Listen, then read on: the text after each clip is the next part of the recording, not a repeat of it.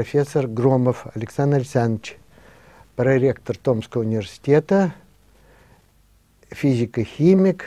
Я боюсь говорить слова нанотехнологии, потому что Александр Александрович удивительным образом сочетает фундаментальную науку и технологии. Вот эта вот грань самая интересная для развития отечественной науки. Вы знаете, что сейчас волны эти, человечество вообще живет волнообразно, и в науке тоже.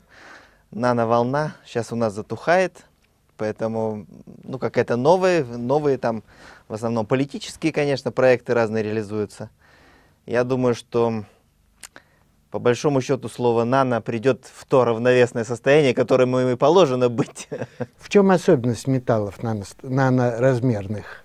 Мы наноразмерные такие объекты можем наблюдать, собственно говоря, каждый день. Это типа дымов, например. Да? Это тоже коллоиды. Все коллоиды, аэрозоли, у них нано-область, нанодиапазон. Поэтому, собственно говоря, когда мы читаем коллоидную химию, на 3-м курсе университета проходим, да, и читаем учебник там Ваюцкого, допустим, мы со всем этим знакомились. Просто это приобрело новую некую окраску после публикации работ Герберта Гляйтера, вы знаете, с которым мне посчастливилось встречаться самому, из Саарбрюкенского университета, и потом он переехал и много лет был директором Института нанотехнологий в исследовательском центре города Карлсруэ, Германия. Вот после его публикации в 1989 году эта тема начала раскручиваться, и вот в какое-то время, помните, журнал даже издавался, там и в Элсвире было много, и сейчас их много, этих журналов. И фактически он и ввел, по-моему, термин нанометаллы. Совершенно верно. Хотя в России этот термин появился намного раньше. Даже так, еще в 1977 году была опубликована книга Ивана Дмитриевича Морохова, которая называлась «Ультрадисперсные металлические среды». Поэтому у нас, вы знаете, работы просто эти были закрытые, поэтому они, собственно говоря, так, нано называлась ультрадисперсной, но от этого природа-то она... Совершенно верно. Теперь расскажите, на самом-то деле, как я знаю, что первое массовое применение нашли нанометаллы, наноразмерные кусочки металлов нашли в топливной промышленности, в специальных топливах, да ведь? Совершенно верно. Еще Игорь Дмитриевич Морохов, книга которого я только что упомянул, эти работы все начинались как раз в области энергетики. Понятно, что дорогое нано требовало дорогого применения. А дорогое применение — это всегда была наша любимая священная корова в советское время, это ракетные и ядерные технологии. Поэтому в ракетных и ядерных технологиях нано и внедрялось там, где это было возможно. Ну и в частности, я немножко захватил след еще этих работ, которые начаты были там в 70-е годы, технологии разные получения, метод Гена известный, получение нанометаллов. Там у нас была в Томске своя электровзрывная технология, метод электрического взрыва проводника, которая потом распространилась в Уральском отделении. Это что, просто мощным током разрывается проволочка? Совершенно верно, совершенно верно. Мощный очень импульс тока, импульсный разряд проходит через проволоку, небольшого диаметра, там до половины миллиметра, скажем так. Меньше сильнейший разогрев и взрыв, да? Да, взрыв и распад сначала газовая фаза, там потом плазменная фаза, газовая фаза, потом образование кластеров, коалесценция и формирование этих наночастиц. И кластер металла такого сколько содержит атомов? Какой его размер? Кластеры металла, если говорим мы о 10 нанометровом, 10 тысяч атомов, там несолько нанометров. 10 нанометров, 10 тысяч атомов. Да, где-то такой примерно порядок. Больше, понятное дело, что при переходе через определенный порог у нанообъекта начинают проявляться свойства массивного объекта. Всегда я привожу пример на алюминии. Мы все знаем, что алюминий, там посуда была алюминиевая, и, ложки, чашки. Он может сколько угодно долго стоять в воздухе, не окисляться благодаря защитной пленке. Да. Совершенно верно. А для наноалюминия этого уже нельзя сказать. Он, во-первых, не имеет блеска металлического, черного цвета наноалюминий. Нанопорошок алюминия черного цвета. Его можно легко узнать, собственно говоря, как и другие металлы. Кто знает, тот и узнает. Да, кто знает, тот распознает. А во-вторых, он не может храниться в воздухе даже. Он окисляется. Он окисляется практически. И есть некий пороговый размер, да? Да, это пороговый размер, это несколько сотен нан. 300 нан, так примерно. Меньше 30 нан, все, уже неустойчиво. Что в топливах делают наночастицы, металлические? Это благодаря развитой поверхности. Понятное дело, что топливная наука, она развивается в поиск новых компонентов и модификация старых топлив. Это известный подход. В плане модификации старых топлив появление, конечно, нано привело к существенно интересным результатам. Скажите, если мы перейдем от топлив ракетных, от топлив автомобильных, перейдем к использованию нанометаллов в покрытиях, потому что я знаю, что это есть и в декоративных целях делается, и вы как-то с этим связаны, насколько мне известно, и в том, когда мы укрепляем поверхности вот наночастицами. Что-нибудь расскажите про это. Да, покрытие тоже, ну, сами понимаете, очень широкая область. И здесь миллион от упрочняющих покрытий до действительно декоративных. И везде там на наноуровне появляются определенные эффекты. Вы знаете, что одно время даже была реклама по телевизору о том, что нанопокрытие серебром там на барабан стиральной машины оказывает даже какой-то эффект, там меньше прилипает якобы накипь. Соли жесткости хуже прилипают к такому барабану. Ну, кальциевые соли. Ну, это все, конечно, это на уровне фантастики. Я не знаю, есть ли реальный, значит, здесь эффект какой-то. Вот. Ну, а говоря о покрытиях для каких-то бытовых целей, а там, что известно всем, это, конечно, прежде всего всякие носители информации. Вот. Там нанопокрытие, нанослои применяются там, где нужно хранить большой объем информации. Носители информации такие, как диски, такие, как флешки. Вот это действительно область очень показательная, где нано дало существенное продвижение, ну, как в технологии, в инженерной науке, так и в фундаментальной. Сначала развивались, значит, эти слои, потом пошло развитие вот этих устройств, и вот что мы видим сейчас. Я видел, очень много появляется декоративных изделий, керамических, металлических, где явно используются какие-то особые напыления, и где действительно появляются совершенно новые оптические качества, совершенно новые оптические эффекты. Расскажите что-нибудь про это. Ну, здесь оптические свойства, конечно, интересные и декоративные, но функциональные свойства намного более важные. Расскажите. Вот вы знаете, что, например, в Китае, ну, там приезжаем мы в любой китайский город и смотрим, у них окна все синего цвета. Почему они вдруг синего цвета, да? Это, оказывается, для того, чтобы от солнца защищать. На каждое стекло нанесена тонкая очень пленка, да, которая... Напылена тонкая пленка, которая, ну, это там миллиарды, там, я не знаю, в чем погонных метрах стекло считают, это оконное.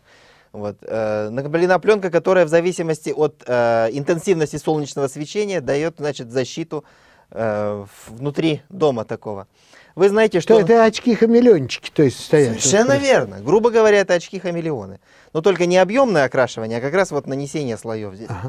Знаете, например, что теплозащитные покрытия, тоже там стекла, на стекла приклеится тонкая пленка, которая позволяет внутрь, значит, тепло это проникает, а наружу не выходит. В Германии уже есть дома такие, где целые дома сделаны, вообще нулевое отопление.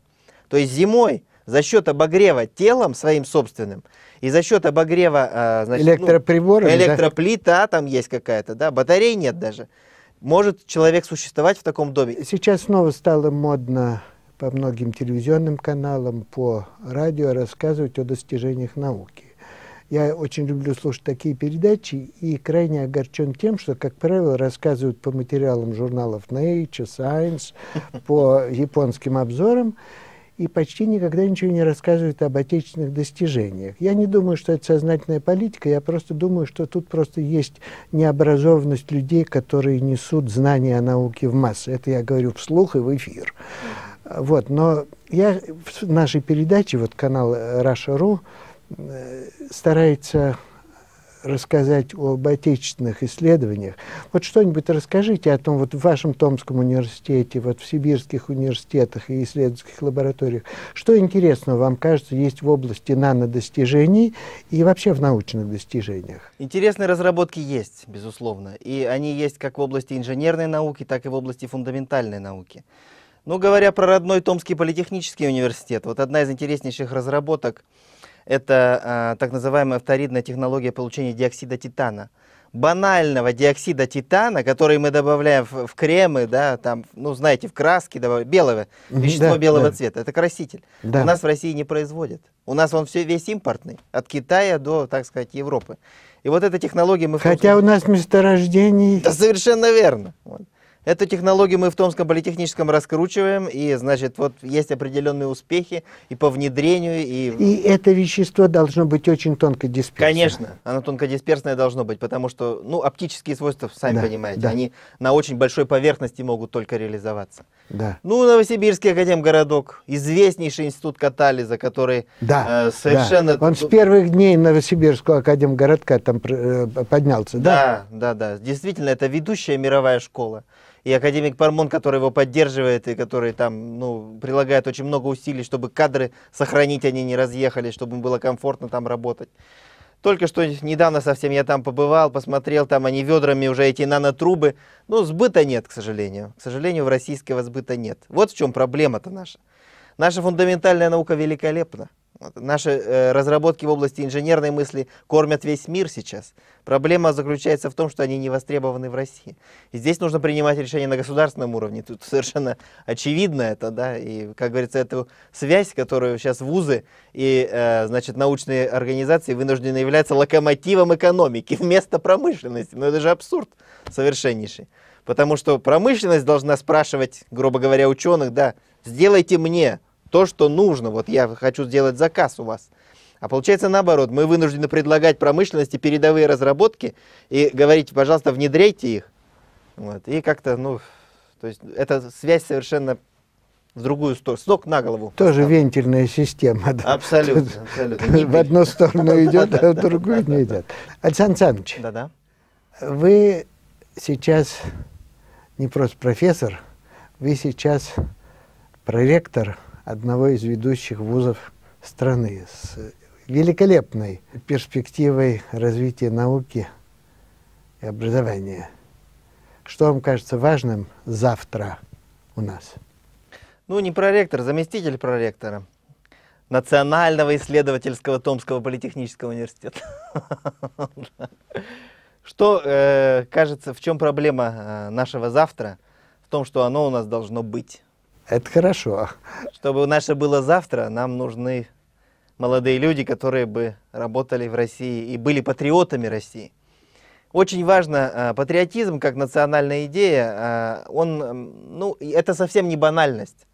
Это на самом деле очень, очень веский аргумент, благодаря которому люди шли даже на смерть, а не только, значит, оставались в своей собственной стране, пусть и не такой привлекательной, как некоторые западные страны, но благодаря которому, благодаря патриотизму, они делали великие открытия.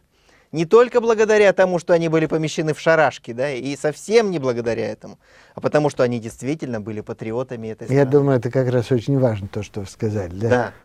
Я считаю, что проблема патриотизма российского ученого, она сейчас выходит на крупный очень план. Скажите, как вы отнеслись к тому, что мы сейчас пытаемся перекупить уехавших наших ученых? Мне очень нравится идея взаимного обмена учеными внутри страны, когда человек, создавший школу или хорошую лабораторию внутри страны, в Московском университете или в Томском университете, перекрестно сейчас едет и получает государственную поддержку организовать хорошую платформу научно-производственную в новом месте. Мне это очень нравится. И мне совершенно непонятна ситуация с тем, что мы пытаемся пригласить уехавших от нас ученых, может быть, даже очень хороших. Я скажу почему. Потому что если наш молодой ученый хорошо встроился в западную систему науки, это совершенно не значит, что он здесь может что-то подобное организовать. Они там, как правило, не организовывали, а встраивались. И вот это вот спонтанное такое действие по поддержке науки, мне кажется, не во всем продуманным. Хотя, конечно, приглашены вот те 40 ученых, которые приглашены, это, конечно, очень хорошие ученые. Вот. Как вы смотрите вообще на всю эту ситуацию? Это, конечно, ситуация очень интересная, и это тут, как говорится, наше правительство, к сожалению, действует по пословице «vouloir c'est pouvoir», хотеть значит мочь, но, понимаете, наши инструменты, они, как всегда, либо все, либо ничего. Вот мы либо на 40 человек сразу истратим огромную сумму денег, и они нам резко поднимут, значит, нашу науку. Это невозможно, безусловно. Не поднимут. То есть инструмент им же выбран. Придется работать с нами. Да, Совершенно верно. В нашей социальной среде наш профессор получает 20 тысяч рублей, да, а тот будет получать 20 тысяч евро в месяц. Ну, это сразу социальный конфликт. Это самая меньшая проблема, которую мы будем решать. Мы тоже 2 ученых пригласили в Томский политехнический. Слава богу, что они оба иностранцы. Слава богу, что они не так будут встроены, так сказать, не совсем будут понимать все процессы, происходящие здесь. Лучше им не знать. Лучше им многого и не знать, да. И они, ну, попадая сюда, естественно, это для них агрессивная среда, очень агрессивная среда. И наша задача их здесь принять. Адаптировать всю ситуацию. Конечно, да, конечно. Бережно нужно. А расскажите, кого вы пригласили, по каким тематикам, а? Мы пригласили, на самом деле, очень 2 известных людей. Один из них это профессор Крёнинг, который много лет... Из Германии. Из Германии, да. Он много лет был директором МНТЦ. Вот. Я думаю, что поэтому эксперты его и выбрали, его все знают просто очень хорошо. Он специалист в области методов неразрушающего контроля. Ну, у него, студенты его распространились по всему миру. Он, значит, в университете преподавал, там и институтом фраунхоферовским заведовался, Арбрюкене тоже. И поэтому вот благодаря этой сети, вот, благодаря тому, что он знает всех в мире в этой области, мы, конечно, надеемся, что он много чего нас научит, и очень признательны будем ему за это. Второй это профессор Сигфуссон из Исландии, лауреат премии «Глобальная энергия». Ну, знаете, это международная энергетическая премия, она вроде бы как русская, но тем не менее. Нет, она европейская тоже, да. Да. Вот. Он специалист в области водородной энергетики. Хотя говорить о водородной энергетике и вообще альтернативной энергетике довольно тяжело в России. И я сам, как человек, который этим тоже занимается, всегда говорю, что ну как тяжело доказывать. Пока есть нефть у нас и газ, да, трудно очень это общество, значит, ну, сознание, даже ученых, не говоря уже о сознании простых людей, перевернуть и заставить их подумать об альтернативных источниках энергии. А в Европе это давно уже преодолено. Как правило, нет понимания вот чего. Когда мы используем биотопливо, к примеру, да, то мы в том круговороте углерода и кислорода, природном, который проходит фотосинтез, потом окисление. У нас вся органика, которая образуется биологическим образом, она окисляется кислородом воздуха. Да. То, что мы называем гниением вот в быту, это происходит. То есть мы не разрушаем, не нарушаем этот цикл. То есть просто по дороге мы ставим мотор, и этот цикл глобальный крутит наш мотор. И едет автомобиль или работает электростанция. Но когда мы берем из Земли газ и нефть, мы привносим углерод из атмосферы, вытаскиваем кислород и забрасываем в нашу биосферу лишний углерод. Мы нарушаем природный цикл. То есть не из-за загрязнений плоха нефть и газ, а из-за того, что мы разрушаем природный биологический, геобиологический цикл вот в природе. Поэтому, когда мы говорим об альтернативных топливах, в частности водородных, чем вы занимаетесь, мне кажется, это колоссальная перспектива выживания человечества. Нефть нужна будет для другого, нефть нужна будет для синтезов. Абсолютно верно. Еще же Дмитрий Иванович, вы помните, говорил-то, да? Сжечь ассигнации. Вот. А вот теперь о водородном топливе расскажите. Ну, я занимаюсь вопросами, скажем так, разложения воды. Ведь источник водорода, который не ограничен, который дан нам природой или Богом, или кем, я не знаю, это вода, ее не нужно копать землю, да, добывать из-под земли, не нужно бурить, не нужно, значит, что-то такие ухищрения предпринимать. Вот она повсюду, рядом с нами. Моря, да, 2/3 покрывают поверхности земли. И я думаю, что человек, который найдет способ разложить воду дешевле, чем электролиз, да, то есть энергоэффективным способом, но это не то, что Нобелевская премия, это вторично. Главное то, что он найдет неисчерпаемый источник энергии. Мы не говорим о том, чтобы водородное топливо заменить в промышленном масштабе источники энергии. Это пока невозможно. Но решить проблему выбросов в больших городах, проблему смога, это то, над чем трудятся ученые всего мира. И такие зоны созданы во многих европейских городах уже, куда не допускаются автомобили с бензиновыми двигателями. Только водородные или гибридные, значит, электромобили, да? Вот. И это позволяет экологию, ну, совершенно в другое состояние привести. Вот бывая в Южной Корее, допустим, 10 лет назад я первый раз поехал. Ну это ужас, что смог стоит над городом, значит, транспорта миллион. Они эту проблему сейчас решили. У них автомобили, значит, автобусы городские, многие переведены на водородное топливо. в некоторых городах южнокорейских. Это рентабельно. Совершенно рентабельно. Ведь не нужно столько водорода, сколько для промышленности. Тут достаточно малое количество. И они там его получают, ну, это у них копродукт переработки нефти, скажем так. Вот. Поэтому этого водорода вполне хватает, чтобы перевести автомобильную промышленность. Тогда скажите такую вещь. Имеем ли мы сейчас научные и технологические возможности это сделать в стране? Потому что без промышленности мы ничего не сделаем. Конечно, нужно государственные решения, законодательство. Это все понятно. Но имеем ли мы базу техническую, научную и людскую, образованную? Научную, людей? Да. Людскую, да, а вот промышленной базы нет, безусловно. Я согласен с той точкой зрения, что будущее российской экономики – это малый бизнес, который сейчас только раскручивается. Вот я про это и заговорил, когда вы сказали о Корее. Ведь поднял там не государство подняло, а малый бизнес поднял. Очень выгодное законодательство в этой области там. Там эти компании появляются, умирают, значит, как-то какие-то из них продолжаются, вырастают в гиганты, какие-то умирают, уходят в другие страны, но это все живет. Сейчас мне самым острым моментом кажется образование, которое, несмотря, а может быть благодаря последним реформам, сильно падает, потому что мы вынуждены доучивать в вузах плохо образованных школьников, которых научили теперь хорошо отвечать на вопросы ЕГЭ и абсолютно отучили думать. Мои студенты Московского университета сейчас с трудом решают задачи, которые я решал в 8 классе, будучи школьником заурядной замоскворецкой школы. Это трагедия, несмотря на то, что нам с высоких трибун говорят о повышении образования. Не происходит этого. Сейчас происходит другое. В вузах уходит старшее поколение. Это самая острая проблема нашей нынешней, будущей промышленной и информационной революции. Кто к вам сейчас идет учиться в университет? Ну, в этом плане томские вузы находятся в привилегированном положении в нашем регионе, скажем так, в Сибирском. К нам едут со всех близлежащих городов, потому что авторитет томской науки до сих пор... Высочайший. До сих пор очень высок. Ну, я все время говорю, до сих пор, да. Это как бы мы вот...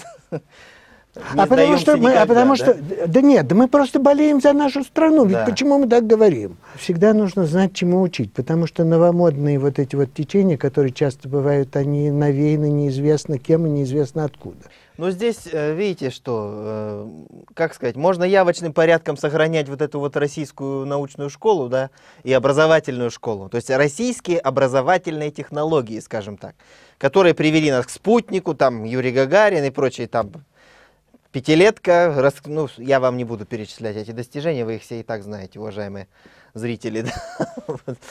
И, значит, как говорится, можно сохранять это явочным порядком, что наше высшее образование вынуждено делать, и что делать вынуждены наше старшее поколение, потому что, ну, понятно, что патриотов среди тех, кто прожил в стране в это долгое время, намного больше, чем среди молодых людей, которые видят все, что происходит у нас.